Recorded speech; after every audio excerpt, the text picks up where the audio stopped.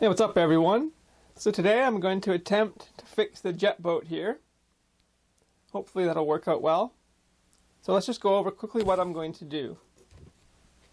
Alright, so the plan is just to put some more hot glue down on the servo just to keep that in place a little bit better. Then we're going to remove the motor and the shaft for the jet drive. Put a bunch of grease on the shaft. Maybe see if I can find another seal to sit in here. Put it back together and see if it's running. One thing I've already done is I've run the inlet and the outlet line for the water. As most of the tube I have is just a little bit too thick to get through these two holes.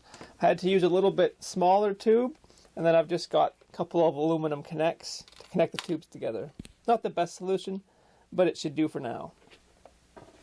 Well, I guess the first thing to do is take the motor out and get the speed controller out and just get started on it. Hopefully this won't be too boring of a video. Oh, I should undo the motor coupler first.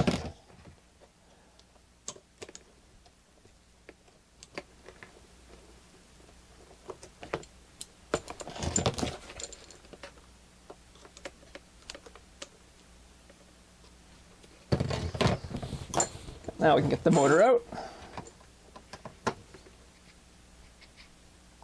Well, I don't think this motor has much life left. Looking a little bit rusty in there. Doesn't feel the best. Although I did run this real quickly the other day and it still spins. So I'm still just going to go with this motor. I'll run it till it dies.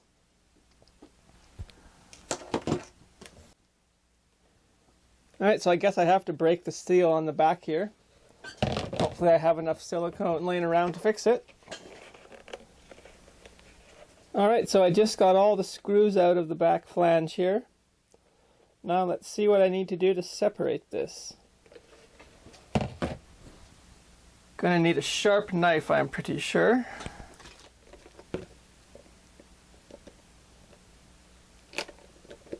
There we go. Just broke it free. There's the back of the housing. You can see where some debris has smashed up against the fins there. Not looking in too great a shape. Don't have any replacement parts though, so I'll be reusing that. And then we can see in the back there. Should be able to pull this shaft out. Get all this crap off of it. Alright, well I think I'll just give this a very light sanding just to clean the surface up a bit, and then we'll start trying to seal stuff back up. Alright, well I got the shaft cleaned up a little bit.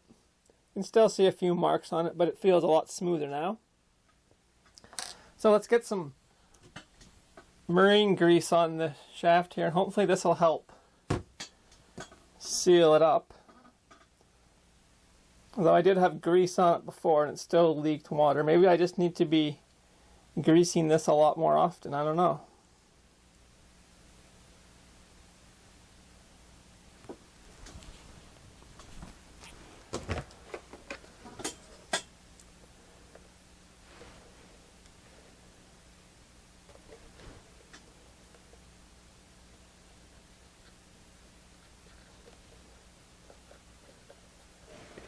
There you go, the shaft is back through.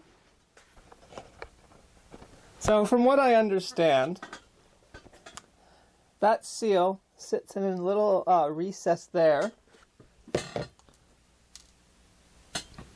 And then I've got another plastic washer that goes in front of it. I did drop a small amount of oil on the bearings on this motor here, so hopefully that should help protect the bearings slightly longer and make it a little bit smoother again. I guess it's time to install this now too. Got the motor in. As you can see, it's coupled to the drive shaft there. Seems to be turning fairly smooth, so that's a good sign. I believe my hot glue gun here is completely heated up, so let's go ahead and just glue that servo down a little bit better. This is not really the way to attach a servo properly, but that's okay. Oh, I just got hot glue on my pants. That's never nice. That'll never come out. Oh well.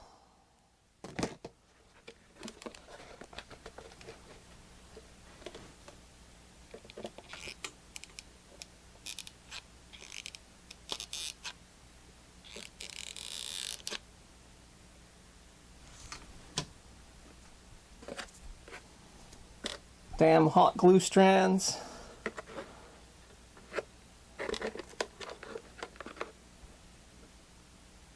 Oh, I think that should be held in there good enough for the purposes of these tests. Probably just permanently leave it in there like that too. I think the back side is held down good enough. Well, I guess it's time to get the speed controller mounted. Alright, I've got the speed controller positioned in there. Got it hooked up. So we just need to plumb this tubing here so we can get everything water cooled properly. And then we can, actually before we get onto that, let's do up the rear end here and get this silicone back on before I forget about that. I'm going to be using some really old silicone as I don't have anything fresh. As you can see here, this ain't very good. It's actually siliconized acrylic latex, but this is what I used when I first built this, so I know it, as long as it hasn't gone off and it still works, I know it should work well. Watch me eat those words though. Don't want to put too much down here.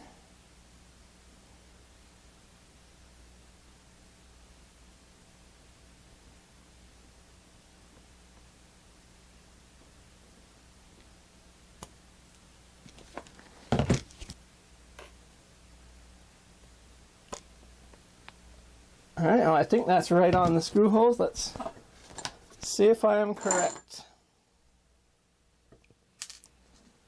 Where's my magnet? Oh, these are not magnetized screws, of course.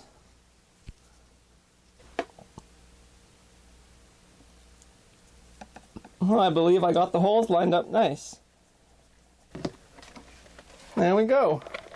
The general layout for the the general layout for the plumbing is now done. Doesn't really look the most neat. That's okay. I don't really mind it when it's inside a boat like this. So the last thing to do is double check that a battery still slides in here quite easily, and then get a speed control and then get the radio hooked up. Awesome. Battery goes in, no problem. So for testing, I'm just going to use this old E-Flite receiver radio system I have right there. I waterproofed this many years ago. As you can see, I'm not sure if it's still waterproof, but if it isn't and it breaks, then oh well, I guess. Anyways, I'm just going to get this hooked up, and then we're going to have to wait a good 24 hours before I stick this in water, and then we'll get to driving. I guess I should also put this back on so we have some steering too.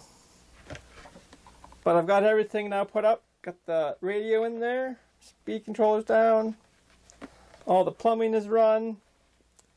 Just waiting for this silicone to dry, and then we'll give this thing a test in a bucket. For you guys, it'll be a few seconds, and then I'll see you then. Alright, the boat's powered on. Let's see how it does in this test. Hopefully it's not going to leak all over the interior.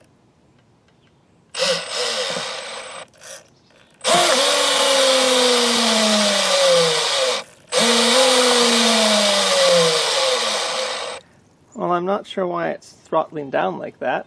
I'm not letting go of the trigger.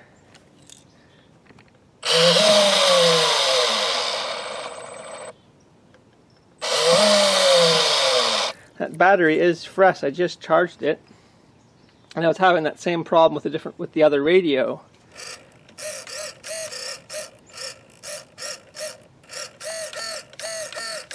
Turbo seems to work fine.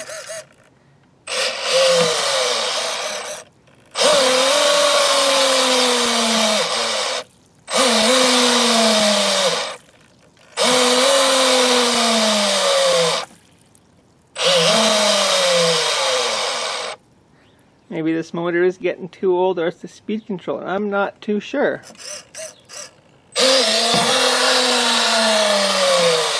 Although it doesn't seem to be spitting water on the inside, that's good.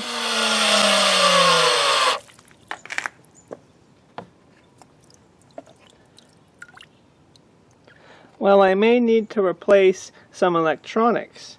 It doesn't appear to be leaking at all. So that is great to see. At least that part of this fix has turned out good. Hopefully I can figure these electronics out soon. If you have any questions, comments, or suggestions, make sure to leave them below. Thanks for watching, and I'll see you guys next time.